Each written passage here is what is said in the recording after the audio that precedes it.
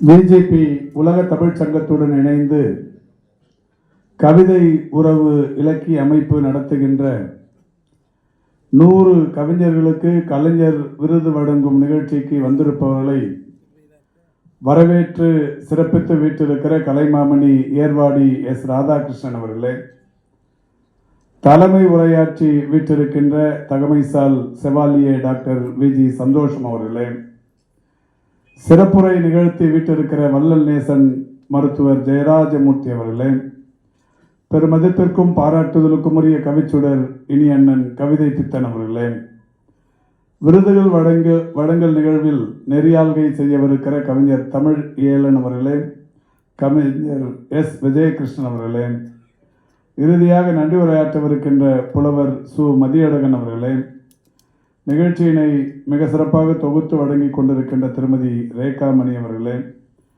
நிகழ்வில் பங்கேற்று சிறப்பித்துக் கொண்டிருக்கின்ற ராஜா மரியாதைக்குரிய திரு ராஜா அவர்களே, வருகை தந்து பெருமை சேர்த்து வீட்டிருக்கின்ற பெருமதிப்பிற்குரிய ஐயா நல்லி குப்புசாமி செட்டியார் அவர்களே, மரியாதைக்குரிய சகோதரி விஜயா தாயன்பன் அவர்களே, மரியாதைக்குரிய இனி அண்ணன் எஸ்பி முத்துராமன் அவர்களே, கவிஞர் நேயா பூபதி அவர்களே, கருணாகரன் உமாவதி அவர்களே, மரியாதைக்குரிய திருமதி சாந்தகுமாரி அவர்களே, பெருமதிப்பிற்குரிய உலக நாயகி பழனி அவர்களே, நிகழ்ச்சியில் பங்கேற்று சிறப்பித்துக் கொண்டிருக்கின்ற கவிஞர் பெருமக்களே, பத்திரிகை மற்றும் ஊடகவியலாளர்களே, வருகை தந்து சிறப்பித்துக் கொண்டிருக்கிற உங்கள் அத்தனை பேருக்கும் முதலில் என்னுடைய நன்றியையும் வணக்கத்தையும் தெரிவித்துக் கொள்கின்றேன்.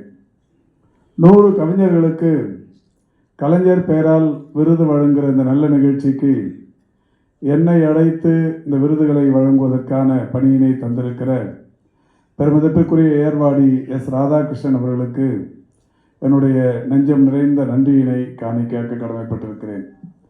பெருமதிப்பிற்குரிய திரு ராதாகிருஷ்ணன் அவர்களை நான் நீண்ட நாட்களாக அறிவேன். நான் சென்னை மாநகரின் மேயராக பொறுப்பேற்றிருந்த சமயத்தில் அவருடைய கவிதை உறவு அமைப்பின் சார்பில் நடத்தப்பட்ட பல்வேறு நிகழ்ச்சிகளில் நான் கலந்து கொள்வதற்கான அந்த நல்ல வாய்ப்பை தந்தவர். தொடர்ந்து மிக சிறந்த வகையில் நட்புணர்வோடு பழகி கொண்டிருப்பவர். அவர் இன்றைக்கு இந்த ஒரு மிக சிறப்பான நிகழ்ச்சியை முன்னெடுத்து நடத்தி கொண்டிருப்பது என்பது மகிழ்ச்சிக்குரிய ஒன்று. நம்முடைய மாண்புமிகு தமிழ்நாட்டின் முதலமைச்சர் அவர்கள் இன்றைக்கு வழங்கி இருக்கிற வாழ்த்தில் சொன்னதைப் போல ஒரு 40 ஆண்டு காலம் வங்கி அலுவலராக பணியாற்றி ஒரு மிக சிறந்த இடத்திலிருந்து தமிழ் பணியை ஆற்றி வருபவர். 5 கவிதை நூல்கள், 12 சிறுகதைகள், 7 நாடகங்கள் என்று பல்வேறு நூல்களை படைத்த நூலாசிரியர். அது மட்டுமல்லாது கலைமாமணி, பாரதிதாசன் போன்ற பல்வேறு விருதுகளை தமிழக அரசின் சார்பிலும் பெற்றவர். அத்தகைய சிறப்புக்குரிய திரு ராதாகிருஷ்ணன் அவர்கள் நடத்துகிற இந்த நிகழ்ச்சியில் நானும் கலந்து கொள்வதை என்னுடைய வாழ்நாள் பெருமைகளில் ஒன்றாகவே கருதுகிறேன். பெருமதிப்பிற்குரிய விஜி சந்தோஷம் அவர்கள், டாக்டர் விஜி சந்தோஷம் அவர்கள் இங்கே பேசும்போது சொன்னார், நானும் அவரும் ஒரே பகுதியைச் சேர்ந்தவர்கள், சைதை தொகுதியைச் சேர்ந்தவர்கள். பெருமதிப்பிற்குரிய திரு விஜி சந்தோஷம் அவர்கள் இங்கே சொல்லும்போது சைதாப்பேட்டையில் ஒரு சாலைக்கு அவருடைய சகோதரர் விஜி பன்னீர்தாஸ் பெயர் வைக்க வேண்டும் என்கின்ற வகையில் அவர் கோரிக்கை வைக்கவில்லை. சைதைக்கு இந்த குடும்பத்தினால் பெரிய அளவிலான பெருமை இருந்த சூழலில் அன்றைக்கு சென்னை மாநகரின் மேயராக நாங்கள் பொறுப்பு வகித்த நேரத்தில் வணக்கத்திற்குரிய தமிழகத்தின் இன்றைய முதல்வர், அன்றைக்கு தமிழ்நாட்டின் துணை முதல்வர், அவரிடத்தில் சைதாப்பேட்டையில் விஜி சந்தோஷம் இருக்கிற அந்த தெருவு ஆஸ்பத்திரி சாலை என்கின்ற பெயரோடு விளங்கி கொண்டிருக்கிறது. ஏதாவது ஒரு பெயர் கொண்ட ஆஸ்பத்திரியாக இருந்தாலும் கூட பரவாயில்லை, வெறுமனே ஆஸ்பத்திரி சாலையாக இருந்து கொண்டிருக்கிறது. எனவே அந்த சாலைக்கு விஜி பன்னீர்தாஸ் சாலை என்று பெயரிட்டால் உழைப்பவர்கள் எப்படி முன்னுக்கு வருகிறார்கள் என்பதற்கு உதாரணமாக வாழ்ந்தவர்களுடைய குடும்பம். நிச்சயம் அது மற்றவர்களுக்கு ஒரு பெரிய எடுத்துக்காட்டாக திகழும். எனவே அந்த பெயர் வைக்க வேண்டும் என்று மாண்புமிகு தமிழ்நாட்டின் இன்றைய முதல்வரிடத்தில் சொன்னவுடன் அவர் பெயர் வைப்பதற்கு இசைவு தந்ததோடு மட்டுமல்ல, மாநகராட்சி மன்றத்தில் தீர்மானத்தை நிறைவேற்ற செய்து அரசாணை வெளியிட்டுவிட்டு நானே வந்து அந்த தெருவின் பெயர் பலகையை திறந்து வைக்கிறேன் என்று சொல்லி அந்த பெயர் பலகையை திறந்து வைத்தார்கள். அந்த அளவுக்கு இன்றைக்கு சைதாப்பேட்டைக்கு ஒரு பெரிய அடையாளமாக இருந்து கொண்டிருக்கிற குடும்பம் மரியாதைக்குரிய அண்ணாச்சி விஜி சந்தோஷம் அவர்களுடைய குடும்பம். அண்மையில் நான் துறை சம்பந்தமான பணிகளுக்காக அமெரிக்காவுக்கு சென்றிருந்தபோது பால்டிமோரில் ஜான் ஹாப்கின்ஸ் பல்கலைக்கழகத்தில் மாணவர்களிடையே உரை நிகழ்த்துகிற வாய்ப்பும், பாஸ்டனில் இருக்கிற ஹார்வர்ட் பல்கலைக்கழகத்தில் அங்கே மருத்துவ வல்லுநர்களுடனான குழுவை சந்தித்து அங்கே உரையாற்றுகிற வாய்ப்பும், வாஷிங்டன் டிசியில் உலக வங்கி தலைவர்களுடன் நம்முடைய தமிழ்நாட்டின் மருத்துவ திட்டங்களை போட்டு பேசுகிற அந்த வாய்ப்பும், இப்படி பல்வேறு வாய்ப்புகளுக்காக அங்கே சென்றபோது ஊஸ்டனில் தமிழ் இருக்கைக்காக நம்முடைய மாண்புமிகு தமிழ்நாட்டின் முதலமைச்சர்கள் நிதியை தந்திருக்கிறார்கள். எனவே இந்த ஊஸ்டன் தமிழ் பல்கலைக்கழகம் அமைவதற்கு காரணமானவர்கள் என்னை அங்கே ஒரு கருத்தரங்கத்திற்கும் அழைத்திருந்தார்கள். அங்கே சென்றபோது தான் அந்த ஊஸ்டன் நகர மேயரும் வந்திருந்தார்கள். நானும் அவரும் அந்த ஒரு அரங்கில் அமர்ந்து பேசிவிட்டு பார்த்தால் அந்த அரங்கின் பிரதான வாயிலில் ஒரு திருவள்ளுவர் சிலை இருந்தது. இந்த திருவள்ளுவர் சிலையை தந்தது விஜி சந்தோஷம் என்ற மகிழ்ச்சியோடு அமெரிக்க தமிழர்கள் அங்கே ஒரு செய்தியை பதிவிட்டார்கள். உடனடியாக நான் அந்த ஊஸ்டன் மேயரை நானும் அவரும் அந்த சிலைக்கு முன்னால் நின்று புகைப்படம் எடுத்து அதை சென்னைக்கு அனுப்பி சென்னையில் எல்லா பத்திரிகைகளிலும் கூட அது பிரசுரமானது.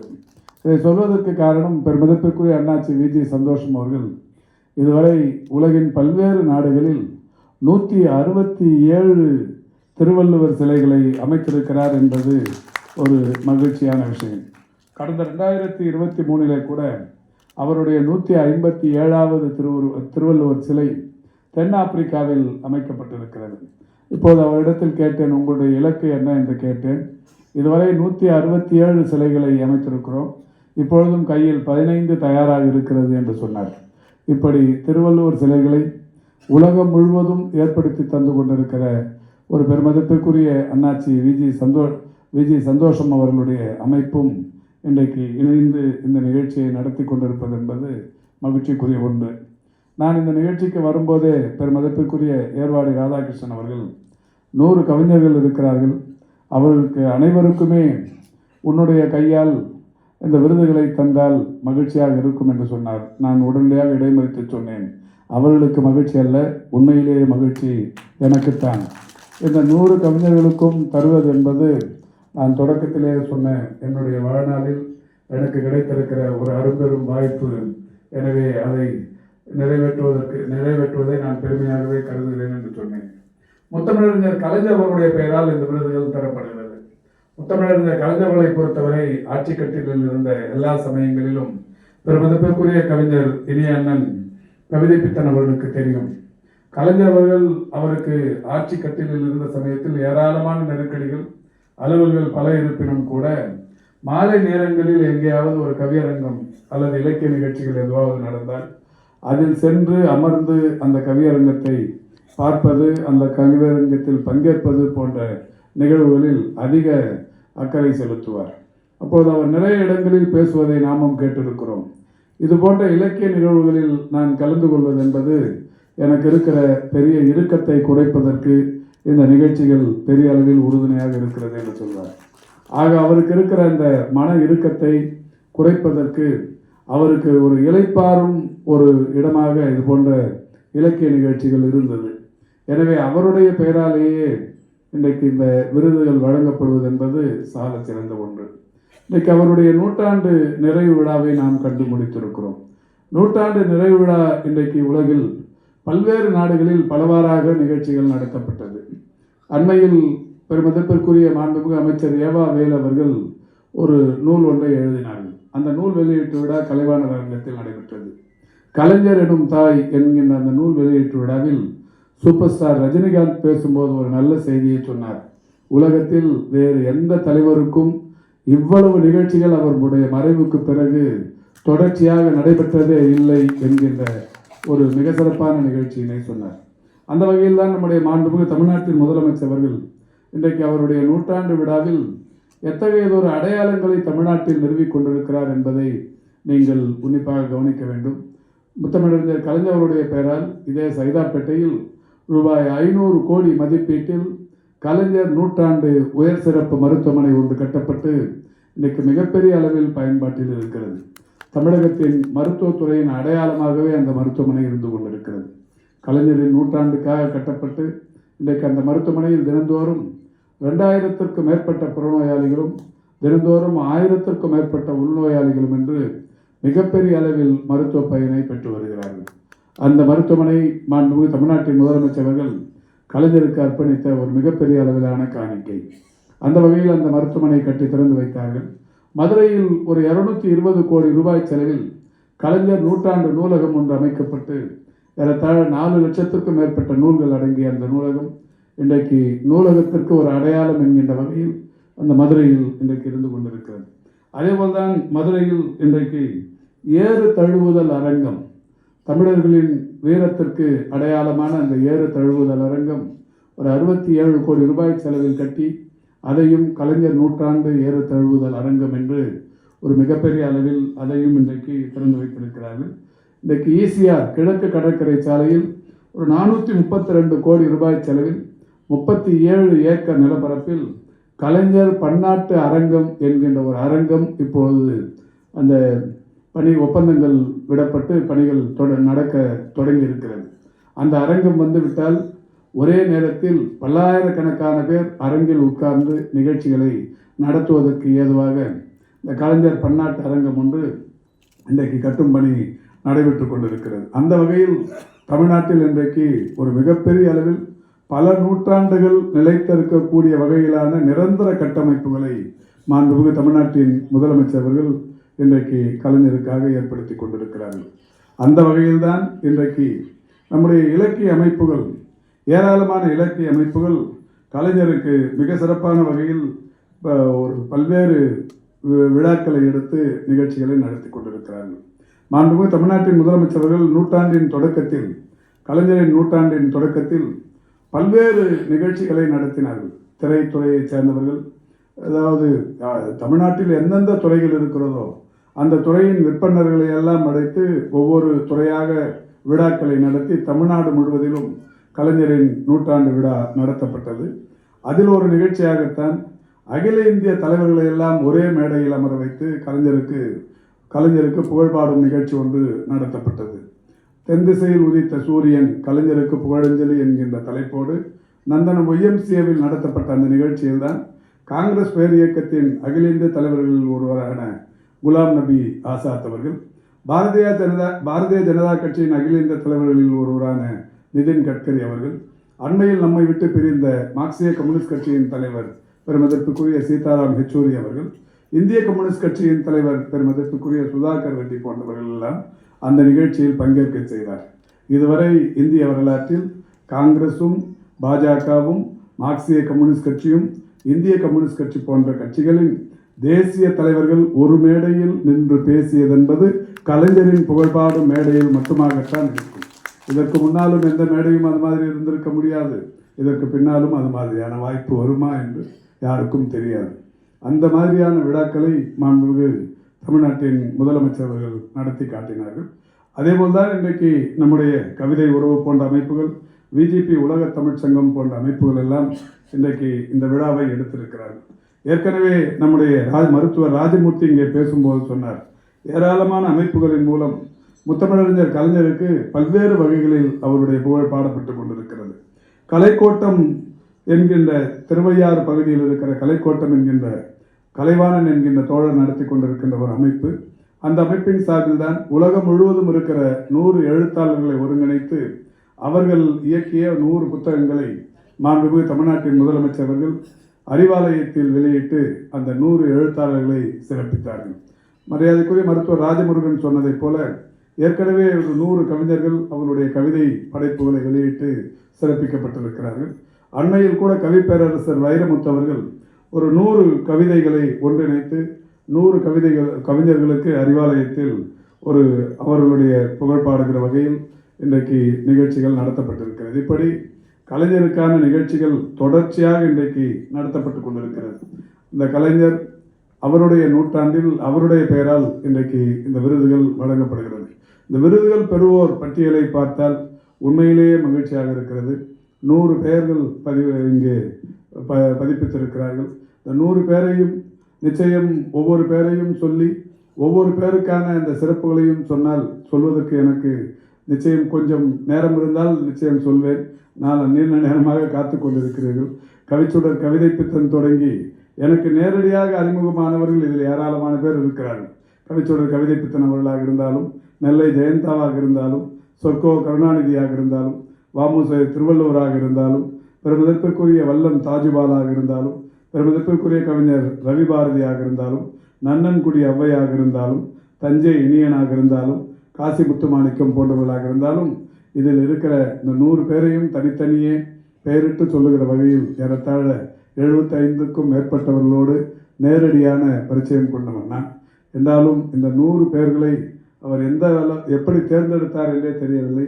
உண்மையில் அவருடைய தேர்வு குழுவுக்கு பெரிய அளவில் நாம் பாராட்டுக்களை தெரிவிக்கலாம்.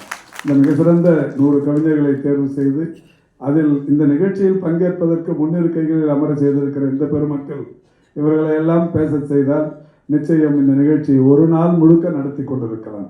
அந்த அளவுக்கு சிறப்பு மிகுந்தவர்கள் எல்லாம் இந்த நிகழ்ச்சியில் அமைத்து இன்றைக்கு ராணி சீதை மன்றம் ஒரு அறிவார்ந்தவர்களுடைய அரங்கமாக, அறிவார்ந்த அறிஞர் பெருமக்களை எல்லாம் ஒருங்கிணைத்து அமர செய்திருக்கிற ஒரு மிக சிறந்தமாக அரங்கமாக இருந்து கொண்டிருக்கிறது.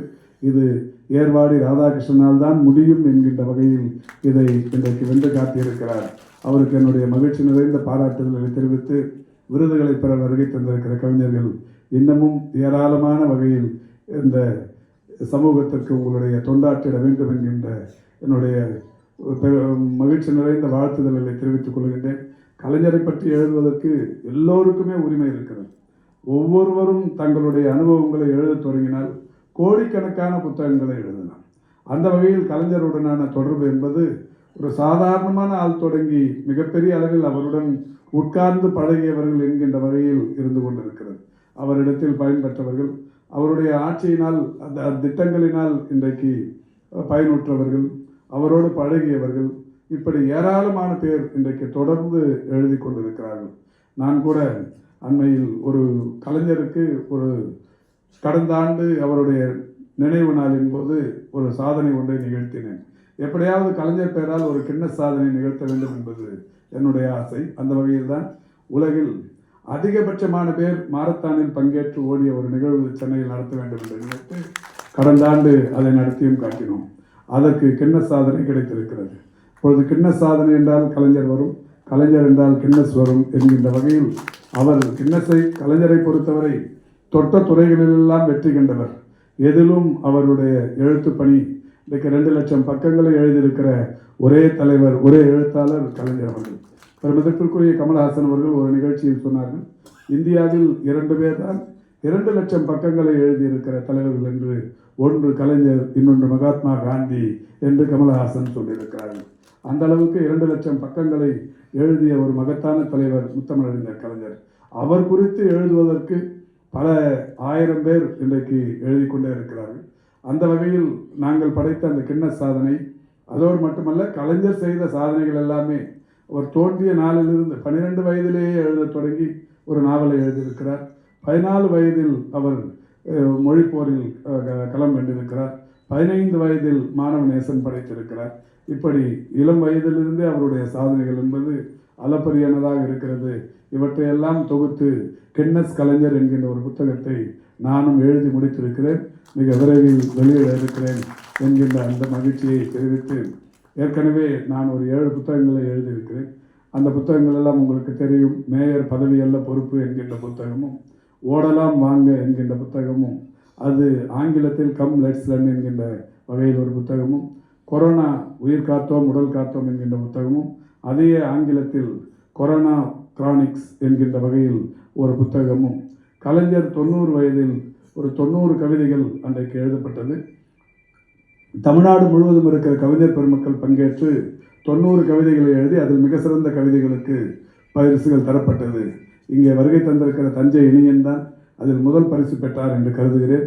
அந்த 90 கவிதைகள் தொகுத்து ஒரு புத்தகம் வெளியிட்டிருக்கிறோம். அதேபோல் நம்முடைய வணக்கத்துக்குரிய தமிழ்நாட்டின் இன்றைய முதல்வர் 60 வயதில் அவருடைய மணி விழாவுக்கு ஒரு கவிதை தொகுப்பை வெளியிட்டிருக்கிறோம். இப்படி நானே 7 புத்தகங்களை வெளியிட்டிருக்கிறேன். இப்பொழுது வெளியிட இருப்பது இந்த கின்னஸ் கலைஞர் என்கின்ற புத்தகம். தமிழிலும் ஆங்கிலத்திலும் வருமானால் 9 புத்தகங்களாகிறது. மிக விரைவில் அந்த புத்தகத்தையும் வெளியிடவிருக்கிறேன்.